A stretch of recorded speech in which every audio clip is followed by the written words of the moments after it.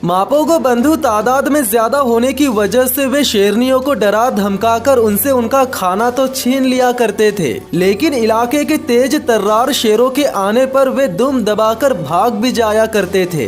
1-2 महीनों तक छोटे मोटे शिकार और छीना झपटी से तो इन्होंने काम चला लिया, लेकिन फिर वो वक्त भी आ गया जब मापोगो बंधु ऐसे शिकारी बन गए जो उन्हें एक न एक दिन बनना ही था। वे अफ्रीकन टैंकों का ऐसा शिकार करने लगे मानो शिकार करना उनके बाएं हाथ का खेल बन गया हो। बफेलोस के अलावा वे राइनो और हिप्पोपोटेमस का शिकार करने में भी माहिर हो चुके थे, और तो और वे अपने पिताओं की तरह जिराफ का शिकार करने में भी कामयाब हो गए। और इतनी सारी कामयाबी के पीछे का कारण था उनका एक साथ रहना। शिकार करने के दौरान इन 6 शेरों में से सबसे आगे अगर कोई रहता था तो वो था किनकी टेल। वो अपने सामने आए किसी भी शिकार को छोड़ता नहीं था। सबसे पहले शिकार करने की पहल करता था मखुलू, जिसके बाद किनकी टेल न केवल शिकार को दौड़ाता था बल्कि उस पर पहला हमला भी वही करता था, और झगड़े के बीचों बीच कूदने का काम करता था मिस्टर टी। भैंसों के शिकार में महारत हासिल करने के बाद इनका आत्मविश्वास काफी ज्यादा बढ़ने लगा। आत्मविश्वास बढ़ जाने के बाद इन 6 शेरों में से एक शेर कुछ ज्यादा ही हौसला दिखाने लगा, और वो था मिस्टर टी, जो कि हमेशा शिकार को खाने के दौरान बाकी सभी शेरों से ज्यादा आक्रामक लगता था। वो खाने के छोटे से छोटे टुकड़े के लिए भी समझौता नहीं करता था, फिर चाहे उसे अपने भाइयों से ही क्यों न लड़ना पड़े। वो खाने के लिए अपने सगे भाइयों से भी भिड़ जाता था। वो अपने सभी भाइयों से छोटा था, इसके बावजूद भी वो पूरी टीम पर अपना दबदबा बनाने की कोशिश करते रहता था। लेकिन उसके इस काम में आड़े आ रहा था मखुलू, जो न केवल काले अयाल वाला एक दमदार शेर था बल्कि वो इन सबसे ताकतवर और इन सबका बॉस भी था। कहते हैं काले रंग के अयाल वाले शेर काफी दबंग होते हैं, उनमें बाकी शेरों के मुकाबले काफी ज्यादा टेस्टोस्टेरोन होते हैं। जब कभी भी 2 शेरों के बीच मुकाबला होता है तब यही माना जाता है कि काले अयाल वाले शेर सुनहरे अयाल वाले शेर को हरा देगा, और मिस्टर टी के गले में तो अभी तक ठीक से अयाल भी नहीं आए थे। इसमें कोई शक नहीं कि अभी मखुलू ही सब पर हावी था, लेकिन मिस्टर टी तो मिस्टर टी ही था। वो अपने बॉस बनने की इच्छा को कभी मरने नहीं देगा। फिलहाल तो वो छोटा है, लेकिन आने वाले कुछ दिनों बाद जब जब उसे मौका मिलेगा तब तब वो इन सभी भाइयों का बॉस बनने की कोशिश जरूर करेगा। फिलहाल तो मखुलू के नेतृत्व में ये 6 बंजारे शेर आत्मविश्वास से भरे बेहद ही खतरनाक बन चुके थे, और अब इनका संगठन साबी सेंड के किसी न किसी इलाके पर कब्जा करने के लिए तैयार हो चुका था। मापोगो बंधुओं पर नजर रखने वालों को इतना तो पता चल चुका था कि अब जंगल में कुछ न कुछ बदलाव जरूर आएगा, लेकिन इतने बड़े पैमाने पर बदलाव होगा, इतनी भयानक हिंसा होगी, ये उन्हें पता नहीं था। साल 2006 में मखुलू के नेतृत्व में 5 भाई पीटी बॉय, स्कार, रास्टा, किनकी टेल और मिस्टर टी पूरे इलाके में आतंक मचाने के लिए तैयार हो चुके थे। ऐसा आतंक जो साबी सेंड में इससे पहले कभी देखा नहीं गया था। इससे पहले ज्यादातर फील्ड गाइडों ने कभी एक साथ 6 शेरों को देखा नहीं था। वे एक साथ साबी सेंड के उत्तरी इलाके में पहुंच गए, जहां राज था 4 दबंग शेरों का। इसके बावजूद भी मापोगो बंधुओं ने हमला करने से पहले 1 सेकंड भी नहीं सोचा, और आंधी तूफान की तरह न केवल इलाके में घुस गए बल्कि कहर बनकर इलाके के शेरों पर टूट पड़े। उन्होंने इलाके में घुसते ही दहाड़ लगाते हुए शोर शराबा करना शुरू कर दिया, जिसके बाद वे इलाके में मार्किंग भी करने लगे। उत्तर के इलाके की शेरनियां खतरे को भांपकर पहले ही अपने बच्चों को लेकर इलाके से दूर चली गई। बाकी 3 शेर भी इलाके से भागने में कामयाब हो गए, लेकिन 4 शेरों में से जो एक शेर मापोगो बंधुओं की पकड़ में आया, उसे इन्होंने न केवल बेहद टॉर्चर किया बल्कि उसे जान से खत्म भी कर डाला। बचे हुए 3 शेर जान चुके थे कि वे इन 6 खूंखार शेरों के सामने टिक ही नहीं पाएंगे, इसीलिए उन्होंने अपने एक साथी को मरने के लिए छोड़ दिया। तो फाइनली एक ताकतवर शेर की जान लेकर मापोगो बंधुओं ने साबी सेंड के एक विशालकाय इलाके पर कब्जा जमा लिया। ये साबी सेंड का वो इलाका था जहां से वे अपने दबदबे और ताकत को और भी ज्यादा बढ़ा सकते थे। इलाके पर कब्जा करने के दूसरे दिन से ही मापोगो बंधुओं ने शुरू कर दिया दिया था अपना खूनी खेल। अगले 1 साल में उन्होंने उन सभी शेरों को मौत के घाट उतार दिया था जो उनके लिए खतरा बन सकते थे। शिकार करने के दौरान, इलाके की पेट्रोलिंग करने के दौरान या किसी नए इलाके पर कब्जा करने के दौरान जब भी उनके सामने कोई शेर आता था तो ये उन्हें सिर्फ मौत के घाट उतारने का ही काम करते थे। और जिन शेरों को इनके आने की भनक पहले ही लग जाती थी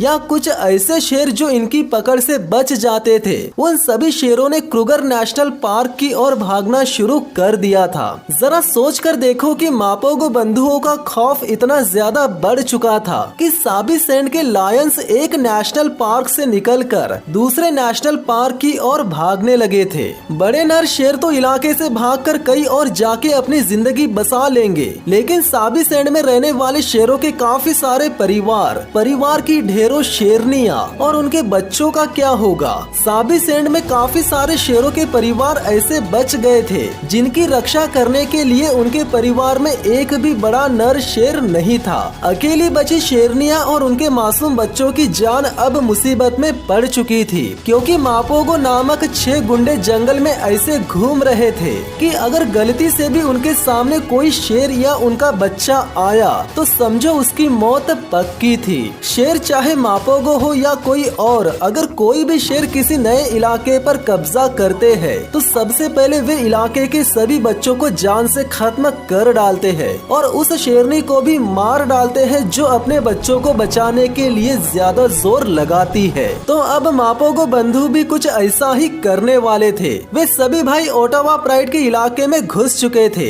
ओटावा प्राइड में 3 शेरनियां और 11 बच्चे थे। मापोगो बंधुओं को देखते ही परिवार की शेरनियां हरकत में आ गई और अपने बच्चों को बचाने के लिए सभी भाइयों के सामने दीवार बनकर खड़ी हो गई। 3 शेरनियों में से एक शेरनी बच्चों को सुरक्षित जगह पर ले जाने लगी और बाकी 2 शेरनियां मापोगो बंधुओं से भिड़ गई। शेरनियां अपने बच्चों को बचाने के लिए आखिरी दम तक लड़ती है और यहाँ पर भी ये शेरनियां ऐसा ही कुछ कर रही थी। उन्होंने मापोगो बंधुओं पर न केवल ताबड़तोड़ हमला कर दिया बल्कि उन्हें पूरी जी जान से रोकने की कोशिश भी करने लगी। आज मापोगो बंधुओं के टारगेट पर थे ओटावा प्राइड के 11 बच्चे, लेकिन जिस तरह शेरनियां मापोगो बंधुओं का सामना कर रही थी उसे देखकर लग रहा था कि ये शेरनियां मापोगो बंधुओं की मंशा पूरी होने नहीं देंगी। चारों तरफ अफरा तफरी और धूल ही धूल छा गई थी, क्योंकि शेरनियां इन शेरों से धुआंधार अंदाज में फाइट कर रही थी।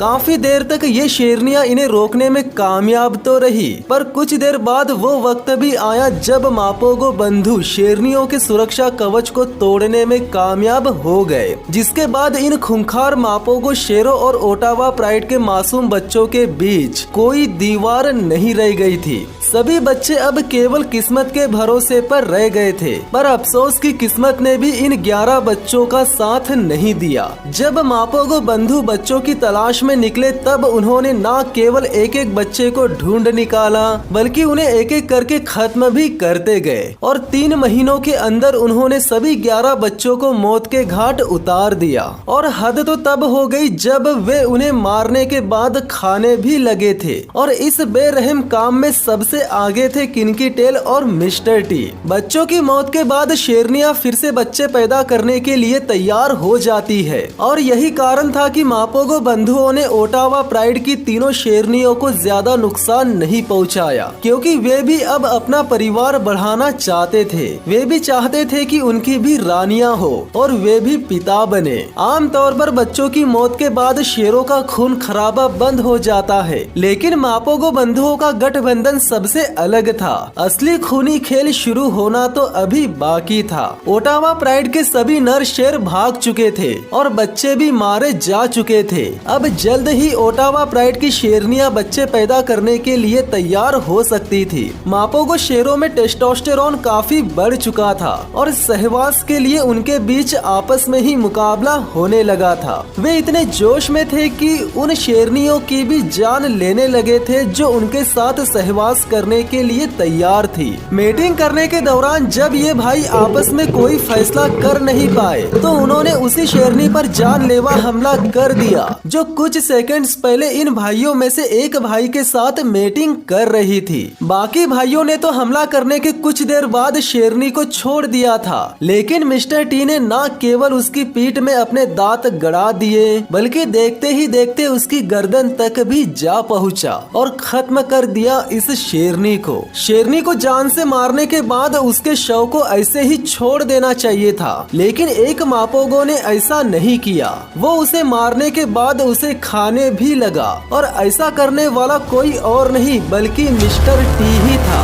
अगले 1 साल के अंदर मापोगो बंधु एक के बाद एक प्राइड पर कब्जा करने लगे और जो भी शेर उनके लिए खतरा बनता तो वे उसे खत्म कर डालते। कोई भी दावे के साथ ये कह नहीं पा रहे थे कि मापोगो बंधुओं ने अब तक कितने शेरों की जान ली थी, लेकिन इतना पता चल चुका था कि अचानक शेरों की आबादी कम होने लगी थी। ऐसा अंदाजा लगाया जा रहा था कि उन्होंने 1 साल में 100 से भी ज्यादा शेरों को मौत के घाट उतार दिया था। इतने सारे शेरों का मारा जाना कोई मामूली बात नहीं है। ऐसा लग रहा था कि मापोगो बंधुओं के रहते साबी सेंड में कोई भी शेर सुरक्षित नहीं है। साल 2008 तक मापोगो बंधुओं ने कई दबंग शेरों को मार डाला था और एक विशालकाय इलाके पर कब्जा जमाने में कामयाब हो गए थे। वो इलाका इतना बड़ा था कि उसमें कभी 5 अलग अलग इलाके हुआ करते थे। साबी सेंड के 70,000 हेक्टेयर में फैला इलाका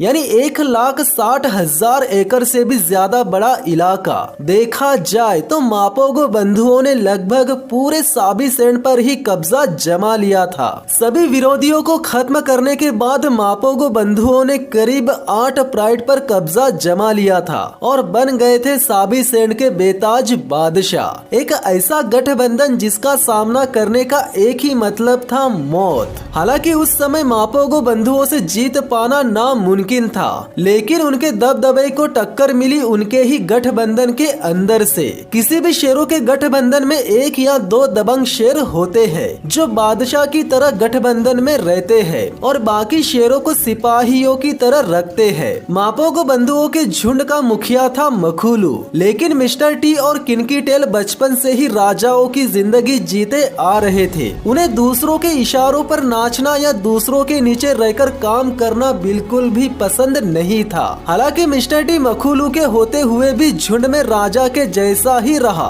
लेकिन वो उसे हटाकर खुद झुंड का मुखिया बनना चाहता था, जिसके लिए वो अक्सर मखुलू से नोक झोंक करता रहता था। लेकिन इस बार मामूली नोक झोंक ने रूप ले लिया था बहुत बड़ी लड़ाई का। मिस्टर टी और मखुलू के बीच हो गई भयंकर लड़ाई। हालांकि मखुलू झुंड का बॉस था, वो काफी दमदार भी था, लेकिन जिस अंदाज में मिस्टर टी ने उसे टक्कर दी उसे देखकर मखुलू को आभास हो गया था कि ये जिद्दी शेर रुकने वाला नहीं है। दोनों के बीच काफी देर तक भयानक लड़ाई चलती रही। इनकी लड़ाई के बीच किसी भी भाइयों ने घुसने की हिम्मत तक नहीं की। अंत में दोनों ने लड़ाई रोक दी, लेकिन एक बहुत बड़ी कीमत पर। लड़ाई से दोनों शेर जख्मी हो गए। मिस्टर टी के पैर पर गहरे जख्म लगे थे तो मखुलू के मुंह और गले पर। इस लड़ाई से गठबंधन में इतनी बड़ी दरार पड़ी कि मिस्टर टी और किनकी टेल इन 4 शेरों को छोड़कर चले गए। मापोगो बंधुओं के गठबंधन के हो चुके थे 2 टुकड़े,